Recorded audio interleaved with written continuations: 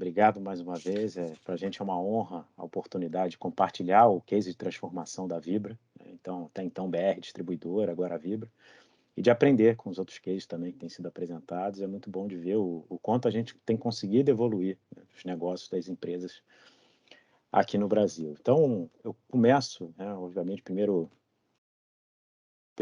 slide aqui para apresentar, né, na forma de organizar aqui a apresentação, o que que é a Vibra Energia, né, acho que todo mundo, de alguma forma, conhece ou já se relacionou com a BR Distribuidora, mas o que que é a BR Distribuidora que se transformou na Vibra Energia, isso fala muito sobre o processo nosso de transformação, a mudança de uma empresa de combustível para uma empresa de energia, né, e os outros pontos apresentam aí a dentro da jornada nossa de transformação, como é que a gente tem contribuído com a evolução de uma forma geral na forma de fazer negócio no nosso país. Aqui é só para dar uma ideia do tamanho, do porte da empresa, o impacto e a relevância que a gente tem, né, no nosso país. É uma empresa verdadeiramente nacional que chega, né, em todos os estados, Distrito Federal, na grande maioria dos municípios do país, e a gente consegue levar energia em localidades que as outras empresas ainda não chegam, né, por conta dessa nossa visão da importância que a energia tem para movimentar a sociedade e a economia do país. Então, a gente hoje está em mais de 8.000 postos, né, a maior rede bandeirada de postos no país. Um outro dado relevante, né, da quantidade de clientes que passam pela nossa rede mensalmente, o volume financeiro transacionado, né, nas nossas lojas de conveniência, os pontos de consumo. 80 das 100 maiores empresas do Brasil são nossas clientes, então a gente tem essa atuação, né, direta e indireta na economia do país. Aproximadamente 40% do combustível usado pelas empresas no país. E outro dado bastante relevante, que 7 em cada 10 voos, né, comerciais no Brasil são abastecidos pelos combustíveis da Vibra, né? Então, isso mostra o alcance e a responsabilidade ao mesmo tempo que a gente tem no momento em que a gente busca transformar a forma de fazer negócios e melhorar a experiência dos nossos clientes. Como é que a gente enxerga, né, o nosso processo de transformação? Fundamentalmente, a gente baseia, né, a narrativa da nossa transformação em 4 pilares. O primeiro deles passa pela questão do olhar do cliente, né, a centralidade no cliente, que é esse primeiro pilar aqui que tá na direita, em que a gente busca, né, novos modelos de negócio por meio do entendimento do comportamento de clientes e a personalização. Com isso, a gente tem evoluído os nossos canais digitais, a nossa linha de combustíveis claros hoje, né, 98, 99% dos pedidos de produtos já são feitos por meio de canais digitais, né. O nosso canal de negócios é o meio em que a gente utiliza para receber pedidos e se relacionar com os nossos clientes. Então, cada vez mais importante a gente ter esse entendimento das jornadas dos nossos clientes, porque a centralidade do cliente é um valor fundamental dentro do nosso processo de transformação. É por onde a gente entende que consegue alavancar, entregar maior valor para os nossos clientes e para a sociedade. Outro pilar importante, né, que é a questão da excelência operacional. A nossa operação, ela é uma operação em que a gente precisa cuidar muito da segurança, né, além de ser muito eficiente. Então a gente tem conseguido também, por meio das tecnologias digitais, né, alavancar uma série de itens que nos elevam de patamar na questão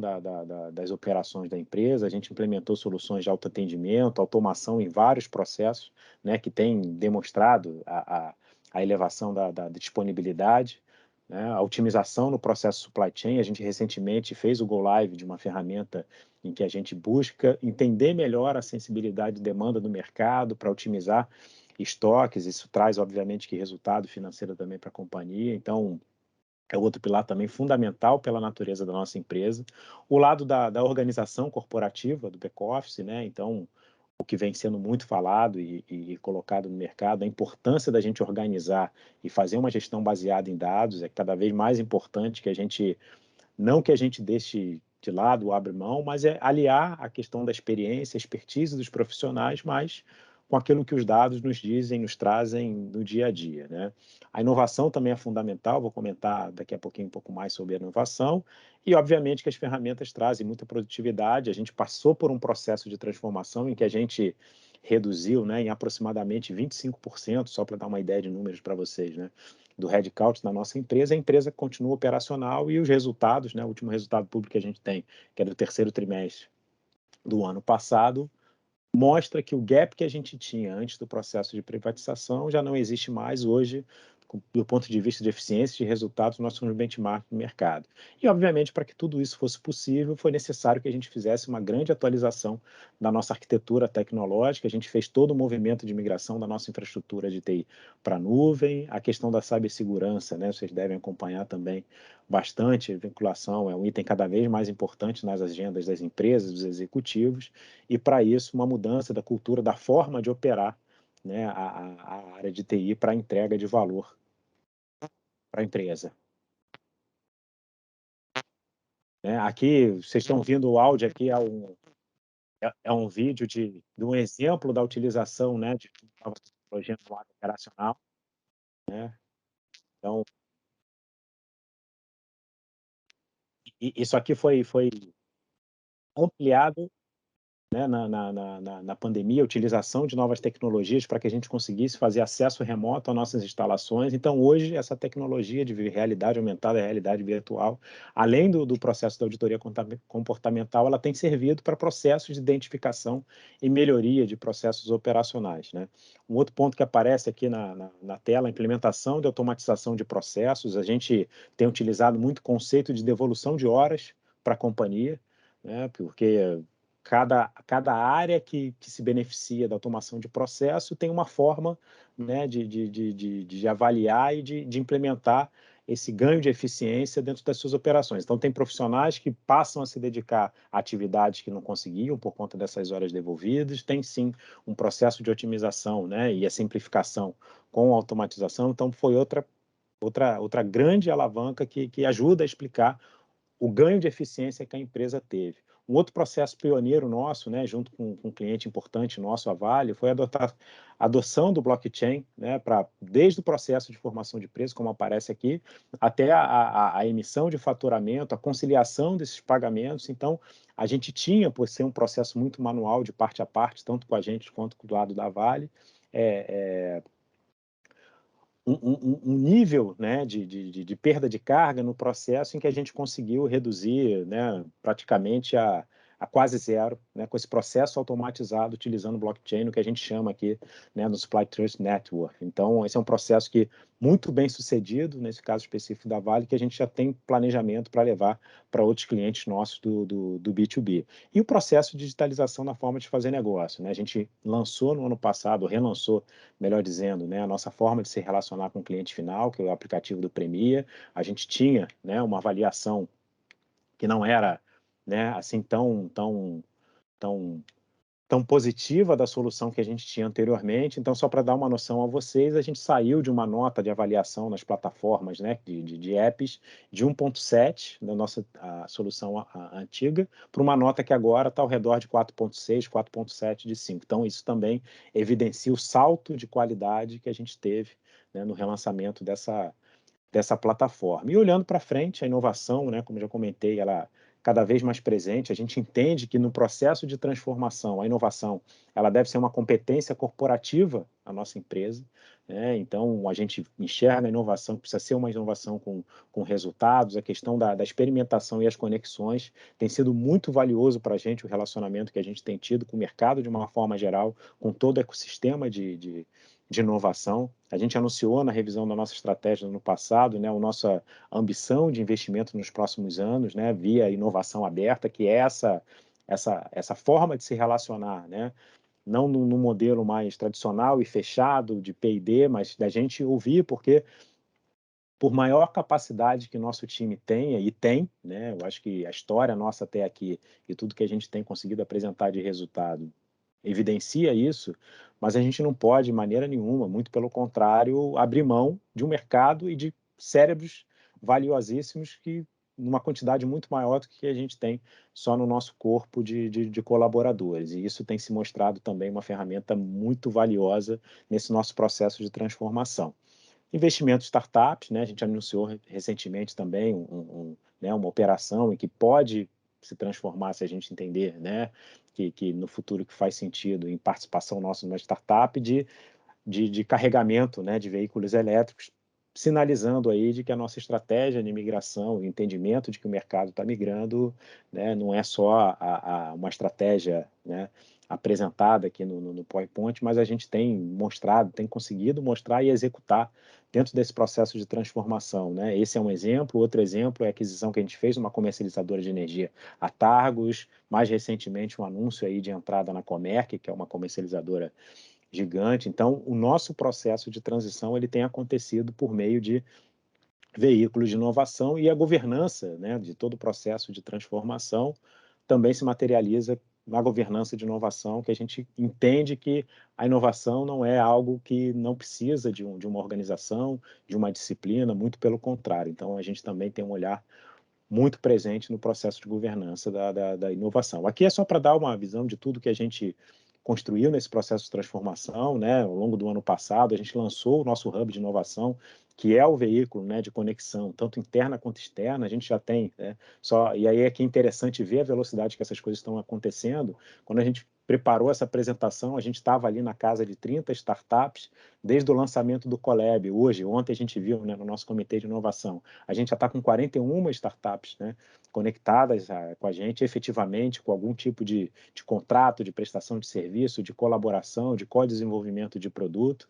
A gente também se valeu de acordos de cooperação com Big Techs, e aqui mostra bem o mix que a gente tem buscado, né? Startups, grandes empresas, parceiros, né, para catalisar essa conexão com startups. Então, a gente está plugado lá, um hub de inovação de Israel, a MIT, aqui no Brasil, né, a Ace Cortex também, bastante reconhecida, a Endeavor. Então, a gente tem conseguido, dentro da visão desse ecossistema de inovação, isso se traduz ali em reconhecimento em prêmios, abrir e fazer o processo de transformação não de uma forma fechada, mas impactando, né, se a gente for pensar, essas 40 startups que já estão ligadas na gente, mais outras centenas de que de alguma forma a gente já começou a conversar, a gente consegue ver o impacto que essa transformação nossa tem conseguido levar, né, nacionalmente, porque as startups também elas estão distribuídas geograficamente. Aqui, né, mostrando o alinhamento, que eu acho que é legal essa visão aqui do alinhamento, que mostra a amplitude do processo de transformação da nossa empresa. Então, praticamente, né, todos os fundamentos aqui, esse nosso processo de transformação, a gente consegue se enxergar, né, e aí, por conta do processo de privatização, também dá para ver ali que o pilar ali de governo, né, aí é aquele que a gente entende, não que não tem impacto, porque a nossa empresa é uma das maiores pagadoras de tributos no Brasil, que querendo ou não, né, acaba se revertendo para a sociedade, mas de uma forma geral a gente vê aqui, seja no pilar de pessoas, na economia, da forma de fazer negócios, a sociedade, porque a gente, nesse processo de capacitação interna, transformação da empresa e capacitação de outras empresas que estão vindo junto com a gente vê o impacto que a gente consegue ajudar a causar e também ser uma consequência desse impacto na mudança dos nossos negócios. Do ponto de vista de alinhamento também, né, da mesma forma, já comentei da questão de dados,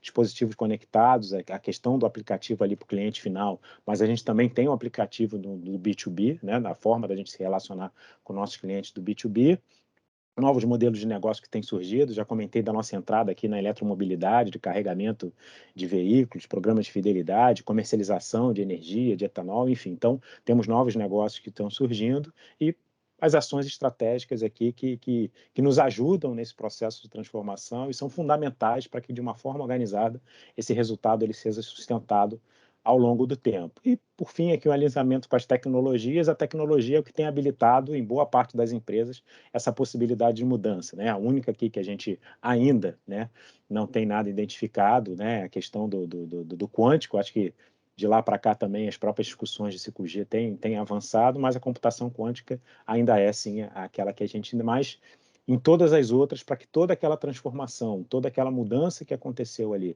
no nosso processo, todas essas tecnologias elas foram aplicadas, e é importante dizer que a tecnologia ela habilitou a mudança no negócio alinhada com a estratégia da empresa. Nunca foi a tecnologia primeiro, e sim o olhar da estratégia, o propósito da empresa e a tecnologia como habilitadora. E, por fim, aqui o alinhamento com as hélices, né, academia, governo, empresa, eu já comentei aqui da nossa participação aqui em processos, né, Instituto Senai de Inovação, o MIT, aqui a Endeavor, todo o ecossistema de inovação, todas as startups que a gente está relacionada, o olhar da sociedade, né, esse entendimento da cultura da centralidade do cliente, porque o cliente ele está mudando, porque a sociedade está mudando, a digitalização de processos, a forma mais eficiente e simples que acaba se revertendo também para a sociedade, numa economia de utilização de recursos de uma forma geral, no meio ambiente, né? A gente é referência, a gente